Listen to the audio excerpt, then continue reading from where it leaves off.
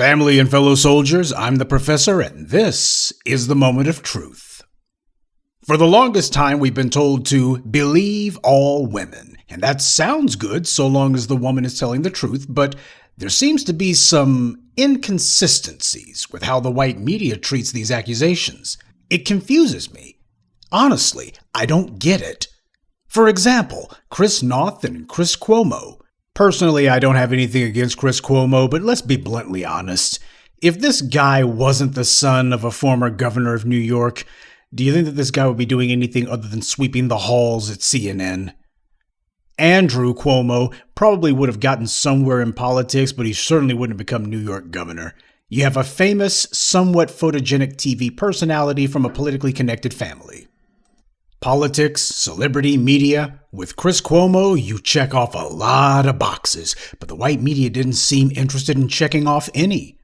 The white media should have been crawling all over this guy, with the attorney general asking accusers to come forward.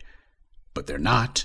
No breathless speculation by the white media about civil suits against the Cuomos. They're not making it a point to put that out over the airwaves day after day, which is part of how the white media signals or encourages something that they want to see happen.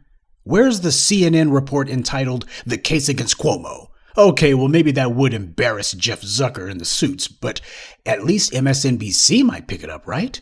Hell, even the trash over at Fox News haven't done a report like that. They do the usual drive-by insults and then move on. Well, I suppose that after Roger Ailes and Bill O'Reilly, the folks at Fox don't want anyone asking if there might be anyone else there who needs to be investigated. Let sleeping dogs lie, I suppose. But on a side note, you notice how nobody's making any chatter about Jeffrey Toobin getting his old job back? Where's the flurry of female employees at CNN saying, hey, we don't feel safe around this guy. He's obviously a pervert. I mean, this guy is such a freaking degenerate lowlife, he can't even wait until he gets off the Zoom call before he decides to toy with himself. And apparently none of the female employees at CNN have a problem with that. Okay. And then there's Chris Noth. In the 1980s, there were a number of actors who owed their careers to the fact that they had a passing resemblance to Christopher Reeves. Jonathan Frakes, who played Commander Riker on Star Trek The Next Generation, was one, and Chris Noth was another. That's how he got on Law & Order, Sex and the City, and most recently, The Equalizer. Being on a show entitled Sex and the City, and with his character's name being Mr. Big, shouldn't there be wall-to-wall segments from the white media with psychologists analyzing this and saying Chris Noth clearly was acting out some predatory impulse? Why, look at the name of his character. They'd be drawing all of those lines ordinarily, wouldn't they? No speculation about civil suits either. Where's the CNN report entitled "The Case Against Chris Noth"? How about the former CEO of CBS, Molester Moonves, who was accused by multiple women of sexual assault? Say, remember how the police were investigating all those accusations against Moonves and how the DA was on TV asking any women who had accusations to come forward? Remember how all those laws got changed and how corporations changed the way their executive compensation packages were structured because of Moonves? Me neither. I also don't recall anybody in the white media going after Julie Chen when she would repeatedly get on television boasting about her last name. All of a sudden, she was no longer Julie Chen anymore. Now she's Julie Chen Moonves. How could she stand beside a man who had been accused by numerous women of sexual assault over the course of decades? How could she do that? Nobody calling her out. Nobody's saying that she needs to go too if she's going to stand with them. Nobody's saying that there should be any penalties for standing by this particular sexual predator. And nobody running around making a crusade out of suing Moonves into oblivion. The white media makes a big deal that Moonves didn't get the $120 million severance package that he allegedly wanted. But you know what? That doesn't really mean much. You want to know why? Just take a look at how much Moonves was making as the head of CBS. According to the Wrap, Moonves was given over $69 million in compensation in 2017, almost $70 million worth of compensation in 2016, almost $57 million in 2015, over $57 million in 2014, almost $67 million in 2013, $62 million in 2012, $69 million in 2011, Over 57 million in 2010, over 43 million in 2009, 32 million in 2008, over 36 million in 2007, and over 28 million in 2006. By the way, Les Moonves didn't just come to CBS in 2006. 2006 was just when he became the CEO. Before that, he had been co-chief operations officer, and he got paid $20 million in 2005 for that. We don't have the figures on what he was paid before that because a lot of that wasn't released. Now, according to the white media, in total, CBS has paid Les Moonves somewhere in the neighborhood of $700 million during his time there. That's almost $750 million. Moonves' final year with CBS was 2018. He was given $47 million in total compensation, but because of the way that he got kicked out the door, he wound up having to surrender most of it, so he walked away with a measly $12.5 million. This for the man who had brought so much ill repute on CBS. This for a man who was an accused sexual predator. This for a man who did so much damage to the careers of so many other people. And they let him leave with $12.5 million in compensation after all he had done to the company, for the company. Les Moonves became a mega millionaire off of CBS. Over $700 million that he received during his time there. And there had been a number of white media headlines in the early aughts about the fact that this man was making tens of millions of dollars at a time when a lot of CEOs weren't getting paid anywhere near that. But those accusations didn't stick to Moonves, just like the sexual assault accusations haven't been allowed to stick to him either. $700 million this worm was given by the company he was in charge of. Basically, that's what he paid himself. And just to put that in perspective for you, Bill Cosby is estimated to only be worth $400 million. And unlike Moonves, there's never been a question about whether or not Bill Cosby earned his pay or whether or not he was being overpaid. Everybody knew why he was getting paid what he got. Moonves, on the other hand, hey, I'm the CEO, I get to influence how much I'm paid, and this is how much I think I've earned for the year. But who did the white media drag? Better yet, who did they believe? One of Cosby's accusers is the lifelong drug addict and serial perjurer Janice Dickinson. And that reprobate went on Howard Stern's show and bragged that she had had sex with over 1,000 men. During the Cosby trial, she had been caught perjuring herself due to the conflicting account that she wrote in one of her fiction book memoirs, as opposed to what she was claiming on the stand. And yet the white media didn't look and say, at the very least, maybe we shouldn't believe her. No, we believe all women. Now, when someone makes an accusation, the first thing you're supposed to do is to consider the source. But for some strange reason, with some of these other guys, that doesn't seem to apply. Lena Dunham is a self-professed feminist. I can believe that. Feminism is an offshoot of white supremacy. It's the white female power movement. Basically, white women competing with white men to see which of them will hold the whip used to beat us. Now, as you all know, Lena Dunham had her little toilet bowl show Girls on HBO, and one of the writers for her show is a guy named Murray Miller. Aurora Perrineau, who is the daughter of actor Harold Perrineau, accused Miller of sexually assaulting her. Well, being the good little feminist that she is, Lena Dunham immediately distanced herself from Murray. She removed his name from all credits on the show, publicly denounced him, gave her deepest sympathies to Aurora Perrineau, and said, "Believe all women," right? Right? Wrong. Almost before Miss Perrineau had even finished making her accusation, Lena Dunham was sending press releases to the white media like The Hollywood Reporter, telling them that, quote, "While our first instinct is to listen to every woman's story, our insider knowledge of Murray's situation makes us confident that sadly, this accusation is one of the 3% of assault cases that are misreported every year. We stand by Murray, and this is all we'll be saying about this issue." Wow. We went from believe all women to we stand by the accused in 0 seconds flat. Even without the baggage of MeToo, Lena Dunham already has a horrible reputation for being a racist. She used her show to lampoon and ridicule black people every chance she got. That heifer wears her anti-black racism like a badge of honor. But when it comes to the 3% of false accusations, Lena Dunham's an expert on that one. You'll recall that a few years ago, Lena Dunham was at a gala party where some real celebrities, people who actually accomplished something with their lives, were there, one of them being Odell Beckham Jr., and Lena Dunham, who always wants to make sure that she's getting digs in at black people in general and black men in specific every chance she gets. When she went on a radio program, she started saying that Odell Beckham Jr. made her feel so bad, made her feel so objectified because he ignored her and wouldn't look in her direction. Quote, "It was so amazing because it was like he looked at me and he determined I was not the shape of a woman by his standards. He was like, that's a marshmallow, that's a child, that's a dog. It wasn't mean, he just seemed confused. The vibe was very much like, do I want to F it? Is it wearing yep, it's wearing a tuxedo. I'm going back to my cell phone. It was like we were forced to be together, and he literally was scrolling Instagram rather than have to look at a woman in a bow tie." Now that's what she wrote. We were forced to be together. He didn't say one word to her, didn't even look in her direction. But she's sitting here with this entire imagined scenario that was going on in that empty watermelon on her shoulders. And then she also went on to mention attempting to grind my A on Michael B. Jordan. Lena Dunham is exactly the kind of racist white woman who runs around making up rape lies about black men. She's precisely the kind of garbage that does that.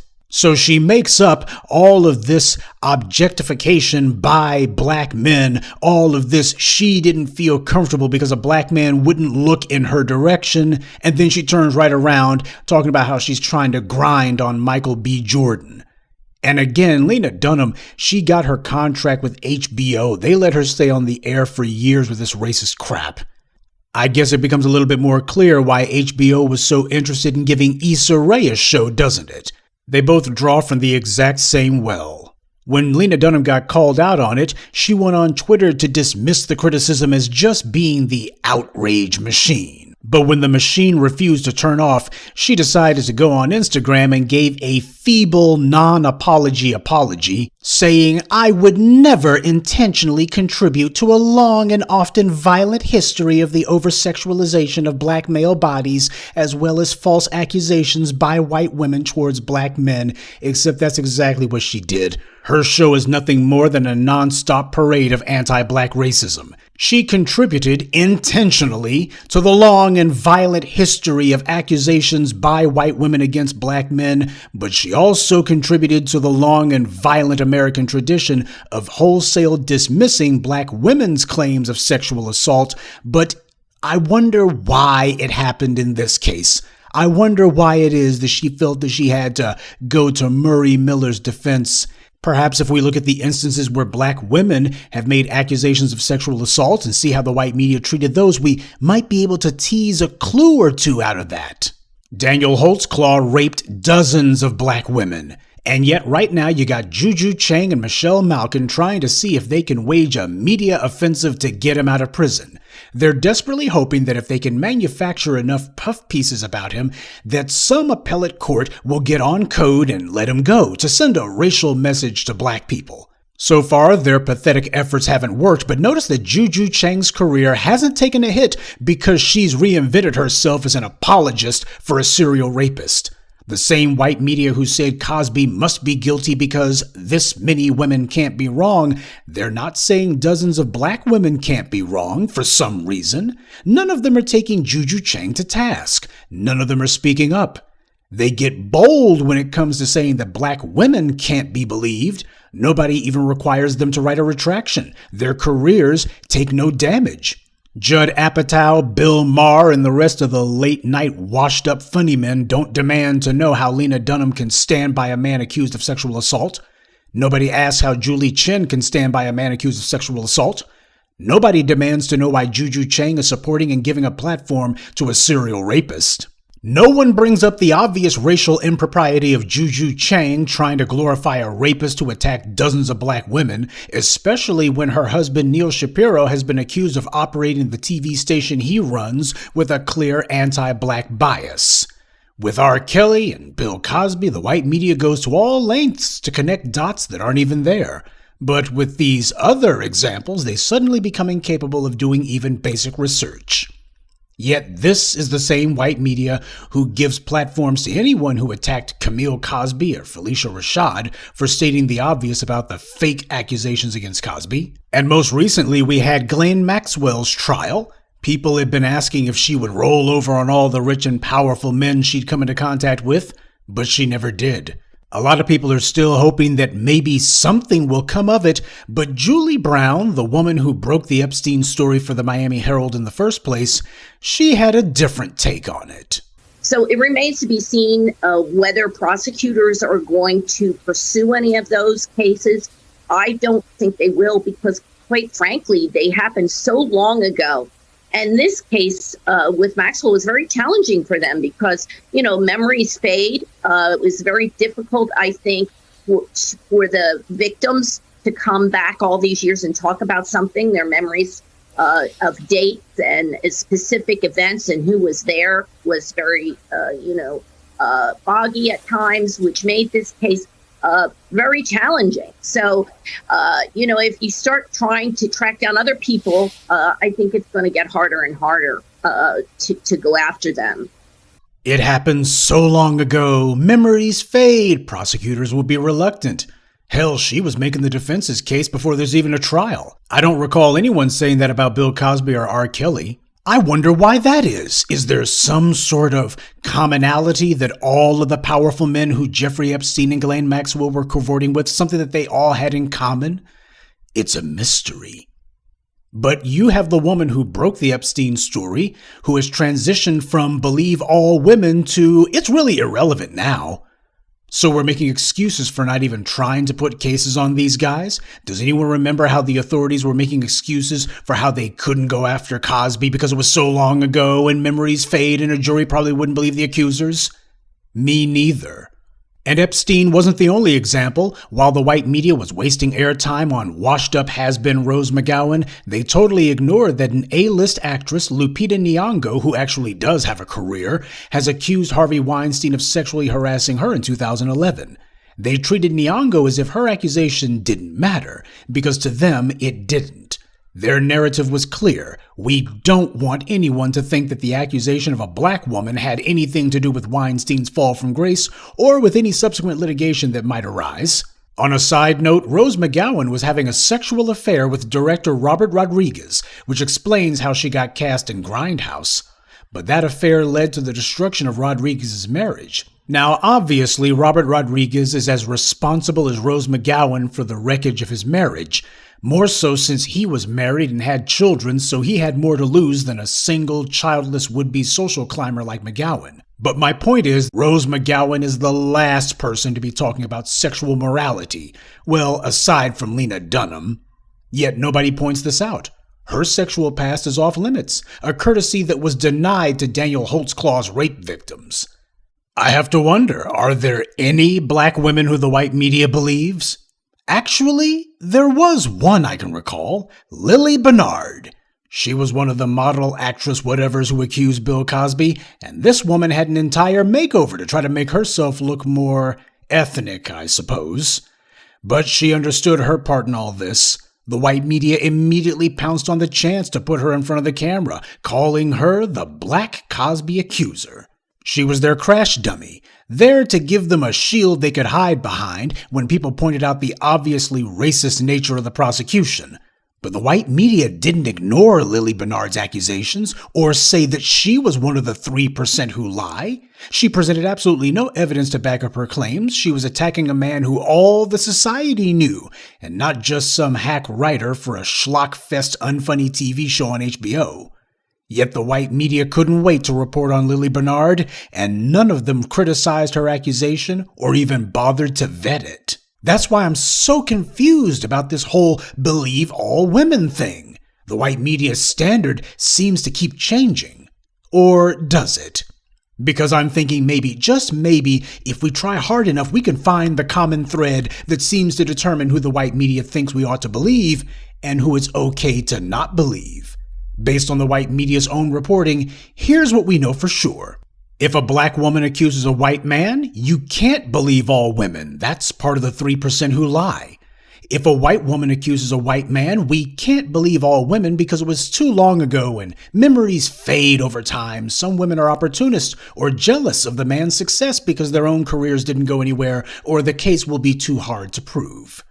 But if a white woman, a black woman, or any woman at all accuses a black man, no matter how long ago, how clearly false the accusation is, or how obvious it is that they're lying, well, we must believe all women.